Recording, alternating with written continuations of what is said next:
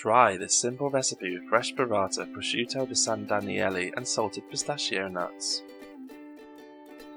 Place the burrata in the centre of a plate. Be careful not to damage or rip its skin, or the creamy stracciatella will pour out all over the place. Drape a couple slices of the prosciutto over the burrata so that it's partially covered.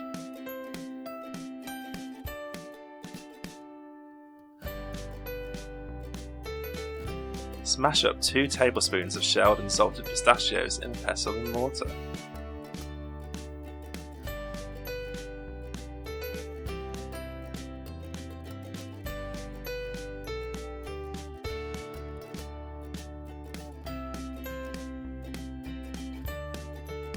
Sprinkle the smashed pistachios over the burrata and prosciutto.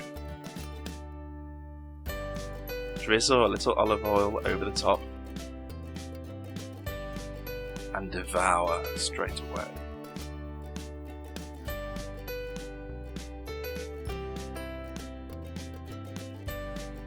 For more simple dinner ideas and easy recipes inspired by the professionals, subscribe now to Eat It Again or visit eaititagain.co.uk.